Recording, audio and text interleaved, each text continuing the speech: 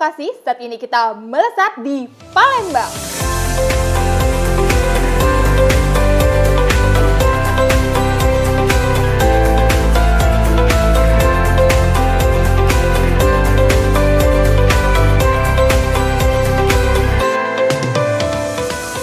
Selamat datang di Melesat, melihat riset vokasi lebih dekat. Bersama saya, Reni Wahyuningsih, sebagai host pada episode kita kali ini. Sekarang kita akan membahas pengabdian masyarakat dengan judul Peningkatan Kualitas Produksi Tempe dan Manajemen Keuangan pada Pengusaha Tempe di Perumahan Kopti Macan Lindungan Palembang. Pengabdian masyarakat ini diketahui oleh Ibu Sofia. Saat ini saya sudah bersama dengan Ibu Sofia. Selamat pagi Bu Sofia. Selamat pagi Mbak Reni, apa kabar Wong Kito Galo? Baik Ibu, Ibu sendiri gimana kabarnya? Selamat sehat juga pagi ini. Sudah nyuko belum? Sudah Ibu. Apa rasa pempeknya? Wah, pempek Palembang itu luar biasa enak Bu. Baik, Bu, saya terkesima dengan pakaian yang Ibu pakai nih Bu. Apa nih Bu nama pakaiannya? Pakaian ini namanya pakaian adat Palembang. Mulai dari bawah itu sandal. Kemudian bajunya ini namanya baju angkinan. Kemudian ini ada kalung, ya. Kemudian ada ikat pinggang namanya pending. Dan ini ada yang di atas kepala saya, kening saya ini adalah namanya gande. Ini ada gande untuk Mbak Reni. Silakan pakai Mbak Reni ini supaya menjadi wong Palembang juga. Wah, cantik sekali Ibu. Saya pakai ya Bu ya. Iya. Ini hanya langsung diikat saja Bu? Ya, diikat aja ke belakang. Saya coba pakai ya Bu ya. Iya. Jadi biar ikut seperti orang Palembang ya, jadi orang Palembang. Seperti ini ya Bu ya? Iya, bagus sekali Mbak Reni. Wah. Terima kasih ya Bu ya, sudah diberi kesempatan untuk coba gende ini Bu. Baik. Bu Sofia, kita ngobrol-ngobrol mengenai pengabdian masyarakat Ibu Sofia ya Bu ya? Ya, baik Mbak Reni. Baik Bu, bisa diceritakan dong Bu terkait untuk pengabdian masyarakatnya? Oke, di masyarakat kita ini memberikan peralatan berupa pengolahan air bersih dan pengupasan kulit ari. Baik. Untuk ide awalnya sendiri seperti apa tuh Bu? Ide awalnya begini, kita mendatangi komplek perumahan pengusaha tempe dan tahu ya di Macan Lindungan. Di dalam komplek itu banyak sekali pengusaha-pengusaha tempe yang melakukan proses produksinya dengan secara tradisional. Untuk permasalahannya sendiri itu apa Bu di sana? Permasalahannya itu pada proses perebusan ya, kemudian perendaman. Itu kita lihat kok ada yang bau kayak gitu. Ini kenapa bau? Setahu saya harusnya ada bau kedelai, itu kan wangi ya Bu ya. Nah ternyata kita tanya, ini perebusan dan pencucian setelah perendaman ini menggunakan apa? Air apa? Ternyata mereka mengambil air langsung dari sungai. Nah air sungai ini adalah buangan dari limbah masyarakat, salah satunya dari perumahan Kopti itu. Jadi tanpa diolah mereka gunakan untuk proses pembuatan tempe. Nah, jadi kita tanya, oh saya langsung boleh dilihat Ibu, Bu Weti, apa bentuk airnya? Oh bisa. Saya lihat memang secara fisik ya berwarna dan berbau. Syarat air bersih itu kan tidak berwarna dan tidak berbau. Berarti ada mikroba yang tumbuh di situ. Yang takutnya nanti ada senyawa-senyawa kimia yang ikut terlarut di dalam air. Wah, berarti air tersebut sangat jauh dari kategori air bersih ya Bu ya? Iya betul. Itu untuk kedelainya langsung direndam dengan air sungai seperti itu Bu? Iya, dicuci dulu Bu ya, dicuci, direbus, kemudian direndam untuk proses fermentasinya kan. Itu pakai air itu juga menggunakan semua. Air sungai. Iya, air sungai itu sangat berbahaya sekali iya. ya Bu ya untuk kesehatan. Iya. Baik. Nah Bu Sofia, solusi apa nih Bu yang ditawarkan terkait untuk permasalahan tersebut nih Bu? Solusinya yang pertama itu adalah pemberian membantu sistem pengolahan air bersih ya, sehingga air yang digunakan itu sudah memenuhi standar air bersih. Artinya lebih higienis ya, lebih higienis sehat dan layak dan juga layak untuk dikonsumsi untuk, ya Bu ya. Betul, ya betul Mbak Reni. Selanjutnya pada saat yang sama juga kita melihat ada permasalahan lain. Pada saat itu kita menyaksikan bagaimana cara proses pengupasan kulit arinya. Nah, mitra kita waktu itu menggunakan mesin pengupas kulit itu yang sederhana sekali dan juga banyak menggunakan air. Karena kulit arinya itu harus dibantu dilepaskan dengan disiram dengan air. Nah, wah, masih manual sekali ya Bu ya? Iya, betul Mbak Reni. Nah, sehingga kita menawarkan suatu tambahan alat, yaitu alat pengupas kulit ari yang sangat efektif sekali. Jadi tidak butuh air, cuma kita kupas, nanti terjadi pemisahan antara kulit ari dengan kulit kedelainya itu, kacang kedelainya itu terpisah sendiri. Jadi sangat efisiensi. Kemudian waktu yang dibutuhkan juga kalau secara manual yang mereka selama ini kerjakan itu 6 jam untuk 100 kilo. Nah, kalau sekarang menjadi cuma 2 jam. Wah, cukup memakan waktu yang sangat lumayan ya Bu. Sangat efektif sekali ya Mbak Reni. Baik Bu, terkait untuk pelaksananya sendiri nih Bu, dimulainya dari kapan sih Bu? Kita programnya itu selama 6 bulan ya. Kita mulai dari bulan Juni sampai dengan Juli, kemudian Agustus kita serah terima peralatan, uji coba dan monitoring bagaimana peralatan yang kita pasang itu sudah berjalan dengan baik. Kemudian kita bertanya kepada mitra apa kendalanya, apakah operasional yang sudah kami berikan contoh-contoh tahap-tahap pengolahan air tersebut apakah sudah bisa, dan mereka menjawab bahwa selama saat ini masih belum ada kendala. Dan alhamdulillah sudah berjalan sesuai dengan apa yang kita harapkan. Baik, untuk waktunya sendiri tidak memerlukan waktu lama ya Bu ya untuk pengabdian masyarakatnya. Bu, boleh dong diceritain untuk proses dari pengabdian masyarakat ini tuh Bu? Oh, proses pengabdian masyarakat ini itu kita memberi bantuan sistem pengolahan air bersih. Di mana air bersih ini terdiri dari ada tangki diproses namanya flokulasi dan sedimentasi. Nah, dari proses sedimentasi ini akan dipompakan melalui pipa ke tabung namanya nanotex ya. Di dalam tabung nanotex ini sendiri berisi pasir silika, kemudian zeolit dan manganes yang berupa serbuk-serbuk. Nah, nanti air-air yang sudah dilalui tadi, dia akan turun dan masuk ke dalam Catrix. Catrix itu ada 3, yaitu isinya adalah karbon aktif. Fungsi dari karbon aktif ini untuk menyerap bau, kemudian untuk membunuh juga mikroba, sehingga air yang sudah diolah tadi sudah betul-betul memenuhi standar air bersih, tidak berwarna, tidak berbau, dan pH-nya sudah 7. Wah, jadi menjadi air yang layak untuk dikonsumsi ya Bu betul, ya? Mbak Reni. Ya. Nah Bu, untuk perbedaannya nih Bu, sebelum dan sesudah menggunakan alat itu seperti apa Bu? Sebelumnya ya, air yang digunakan untuk proses produksi tempe itu, kualitas tempe itu sendiri kurang higienis sehingga masa simpannya itu tidak begitu lama. Nah, setelah menggunakan air dari hasil pengolahan sistem yang kita berikan tadi, waktu simpan tempe itu besoknya dia masih tahan. Jadi lebih lama lebih ya lama. Bu ya? Artinya mikrobanya kan tidak ada yang terikut di situ. Betul. Hanya jamur tempenya aja yang hidup ya. Jadi tidak mudah busuk seperti itu ya Bu ya? Iya betul Mbak Reni ya.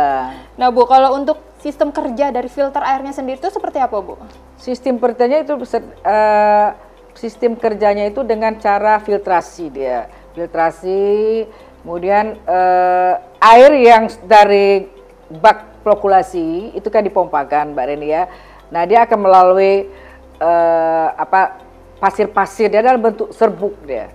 Ya, dengan tujuan dari serbuk itu artinya luas permukaan dari serbuk itu kan lebih luas, sehingga kalau ada endapan-endapan vlog-vlog yang ini atau logam-logam itu bisa terikat ya di situ. Sehingga karena dia bertingkat ya Mbak Reni ya, bertingkat.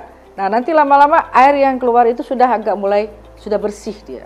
Nah, baru nanti ke cartridge, namanya cartridge. Cartridge itu berisi karbon aktif. Jadi karbon aktif itu fungsinya untuk menyerap lagi apabila masih ada sisa-sisa dari proses pengolahan tadi yang belum sempurna. Nah, salah satunya dia misalnya menghilangkan bau, kemudian menetralkan pH, sehingga nanti airnya itu sudah memenuhi standar air bersih. Wah, tahapannya cukup lumayan ya Bu ya, untuk mendapatkan kualitas air yang jadi bersih seperti itu ya Bu ya? Iya betul Mbak Reni. Baik, kalau untuk alat pengupas arinya sendiri, untuk sistem kerjanya itu seperti apa Bu? Kalau sebelumnya ya, proses pengupasan kulit ari itu sangat tradisional sekali, sangat sederhana sekali. Karena mereka memproduksi itu 100 kilo, itu 100 kilo itu selama 6 jam dan membutuhkan air yang banyak. Karena kulit arinya itu belum terkelupas, jadi disiram dengan air baru dia lepas. Jadi dilihat dari masa rendaman itu baru terkelupas sendirinya ya Bu ya. Nah, setelah kita beri alat pengupas kulit ari, lebih efektif lagi karena tidak butuh air. Kemudian dengan alat pengupas kulit ari yang kita beri bantuan ini, antara kulit ari dan kacang kedelai yang sudah terkupas itu dia terpisah dengan sendirinya. Dan memakan waktu cuma 2 jam dibandingkan dengan sebelumnya menggunakan waktu 6 jam. Wah, ini sangat memangkas waktu yang lumayan Bu. Iya benar Bu. Baik, Bu, untuk pengabdian masyarakat ini sendiri yang terlibat siapa saja Bu? Yang terlibat adalah mitra dan kami tim ya. Tim kami ini terdiri dari, ada yang dari jurusan mesin yang berhubungan langsung dengan peralatan yang kita berikan, kita beri bantuan. Kemudian ada jurusan dari akuntansi yang bagian manajemen keuangannya, dan saya sendiri dengan Ibu Cindy sebagai dari teknik kimia yang membantu dalam proses pengolahan air bersihnya. Baik, untuk mitranya sendiri perannya seperti apa nih Bu? Kalau peran mitra, dia sangat banyak membantu sekali. Dia menyupport ya, menyupport pengabdian yang kita lakukan, dan dia sangat senang sekali dengan apa yang telah kami berikan bantuan, sehingga terjadi peningkatan kualitas dan jumlah produksi juga meningkat. Wah, untuk mahasiswanya sendiri nih Bu, apakah ada keterlibatan mahasiswa dalam pengabdian masyarakat Ibu Sofia ini Bu? Oh iya, mereka yang ikut melihat ya, membantu dalam proses kita waktu monitoring peralatan-peralatan. Kemudian waktu kita memberikan penjelasan bagaimana cara misalnya membuat alum untuk pengendap flokulasi, kemudian bagaimana cara peroperasional alat dari sistem pengolahan air bersih, dan juga bagaimana cara operasional dari alat pengukus kulit ari itu. Wah, berarti mahasiswanya sendiri memiliki peran tersendiri ya Bu ya? Iya, mereka berperan sekali, ya, sangat membantu sekali Mbak. Nah Bu Sofia, di sini untuk mahasiswa yang terlibat nih Bu, ada berapa orang dan prodinya dari mana tuh Bu? Ya, kalau mahasiswa yang terlibat ada 2 orang, semuanya dari prodi teknik kimia industri, D4, mereka D4 teknik kimia industri. Dan mereka sangat aktif sekali dalam membantu para dosennya dalam memberikan pengabdian masyarakat ini. Mereka aktif dan ikut selalu Bu dalam proses ini ya Mbak. Wah, luar biasa. Nah Bu, pada judul kan ada keterangan manajemen keuangan nih Bu. Yeah. Untuk kegiatannya sendiri itu seperti apa Bu? Kegiatan manajemen keuangan yang kita berikan adalah edukasi. Bagaimana cara mereka memanage dalam pembukuan, seperti misalnya berapa modal, kemudian berapa yang laku terjual, kemudian berapa untung, kan gitu. Nah, selama ini mereka tidak punya catatan karena mereka kurang mengetahui, sehingga kita berikan suatu edukasi bagaimana cara pembukuan yang benar gitu Mbak ya, sehingga ada ya bisa berapa modalnya, berapa untungnya, itu kan jelas kelihatan. Tujuannya begini, kami mengajarkan supaya kalau memang ada untung, artinya bisa peningkatan produksi yang mungkin selama ini cuma 100 kilo karena kualitasnya sudah bagus, masa tahan lama, masa simpannya lama, artinya kan peningkatan.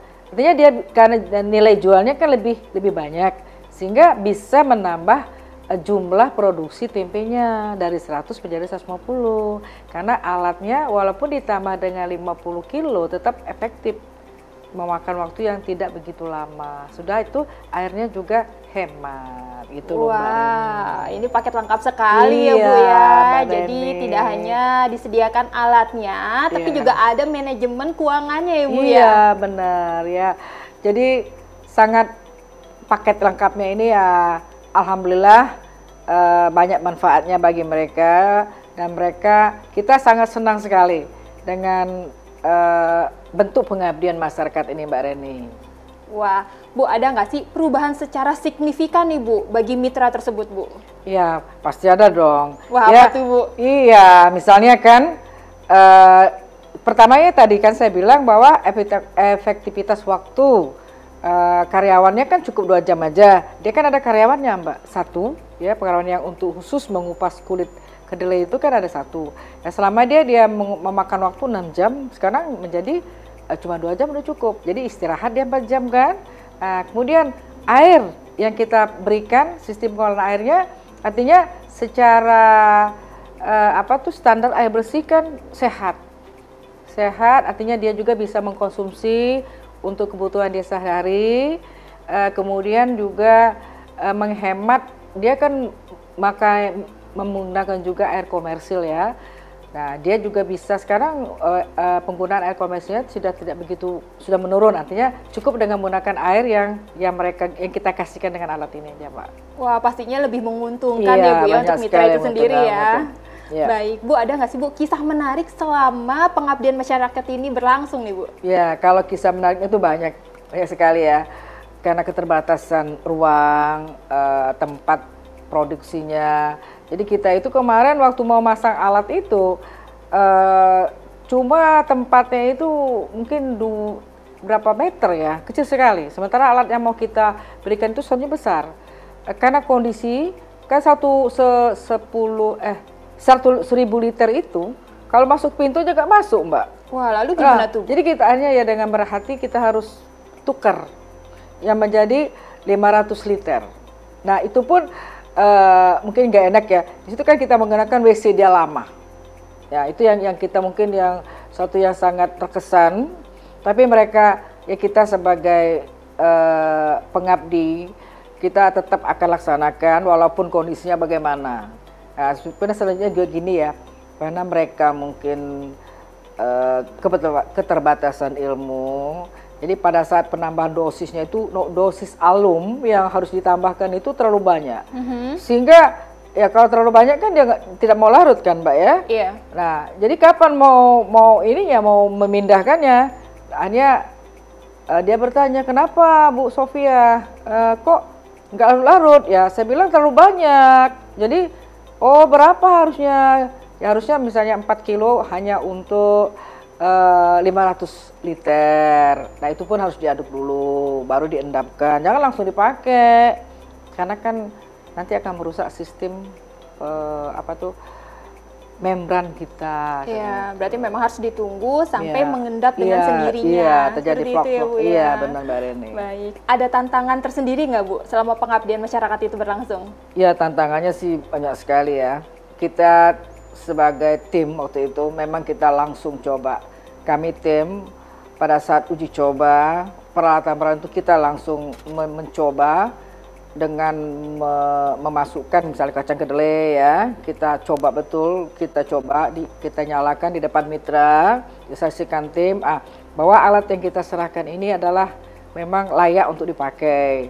Kemudian yang pengolahan air bersihnya juga kita langsung dengan tim semuanya waktu itu turun melakukan uji coba bagaimana air yang dari sungai yang tidak layak tadi kita lakukan dengan pengolahan sehingga airnya menjadi layak untuk dipakai dan digunakan. Itu Mbak Reni. Wah, berarti dari tantangannya sendiri sudah ada solusi yang didapatkan ya Bu ya? Iya. Baik, Bu, ada nggak sih Bu testimoni dari mitra terkait pengabdian masyarakat ini nih Bu? Ya, kalau testimoninya dia sangat bagus sekali. Kami sangat senang sekali kepada Kementerian Ristek dan Teknologi bahwa kalau bisa program ini berlanjut karena sangat membantu sekali. Barangkali di lingkungan perumahan Kopti tadi banyak yang membutuhkan, kalau bisa berlanjut, dia bilang gitu. Siapa saja sih Bu penerima manfaat dari pengabdian masyarakat ini? Ya Mbak Reni, yang pasti itu mitra ya yang sangat penerima manfaat dari pengabdian ini. Kemudian konsumen yang hobi, yang suka dengan tempe. Mungkin Mbak Reni suka juga tempe kan? Wah, saya suka Bu sama tempe. Saya juga suka, tiada hari tanpa makan tempe. Jadi dengan adanya produksi tempe ini, artinya kita sudah menjamin ya bahwa konsumen itu tidak akan merasakan kecewa ya, karena memang sudah higien. Karena konsumen tempe ini banyak. Kemudian pasar yang dilewatin tempat dia jualan itu kan orang aneka ragam kan orangnya. Betul, tidak hanya penduduk di sekitar situ. Jadi orang-orang dari jalan aja yang bisa lewat lihat tempe dia mau beli. Nah, Betul, ini Bu. saking banyaknya penggemar tempe Iya. gitu loh Mbak Reni. Dan juga mengurangi kecemasan ya Bu ya saat kita makan tempe. Betul Mbak Reni. Untuk keluaran dari hasil pengabdian masyarakat ini sendiri apa saja Bu? Oh, yang luaran yang kita lakukan ya, yang setelah kita selesaikan dari hasil pengabdian ini, yaitu pertama jurnal terakreditasi, kemudian kita ada haki, kemudian kita kemarin ada lomba, kita dapat sertifikat ya terbaik poster seluruh Indonesia. Wow. Ya, jadi banyak sekali luaran-luaran yang dapat kita kerjakan, yang sudah kita berikan ya, sudah dalam bentuk YouTube ada juga, ada juga YouTube yang sudah dikirim ya. Berarti sudah haki dan juga sudah dipublikasikan ya Bu Iya, ya? betul, sudah dipublikasikan. Baik Bu, untuk pengembangan dari pengabdian masyarakat ini sendiri nantinya akan berlanjut dan seperti apa Bu keberlanjutannya? Ya, sebenarnya kita ingin melanjutkan karena di dalam perumahan Kopti ini kebanyakan mereka menggunakan air sungai. Hanya ada beberapa ya yang menggunakan air sumur. Kita pengennya berkelanjutan, kita membuat sistem pengolahan air bersih dengan memanfaatkan air sungai dengan sistem membran filtrasi tadi yang saya bilang, sistem alat pengolahan air bersih tadi Mbak. Itu yang kepengennya, semoga nanti bisa tercapai apa yang kami inginkan. Amin, semoga nanti ke depannya memberikan dampak positif ya Bu ya untuk semuanya. Dan Ibu, untuk pengabdian masyarakat ini kan telah berhasil mendapatkan pendanaan di program penelitian dan pengabdian masyarakat untuk dosen vokasi. Nah Bu Sofia, boleh dong Bu kesan dan harapan Ibu Sofia terkait program PPM ini Bu? Kami ucapkan banyak terima kasih kepada APTP yang telah memberikan bantuan kepada kami selaku dosen di Politeknik Negeri Sejaya. Semoga APTP dan program-program ke depan akan lebih tetap dapat terwujud.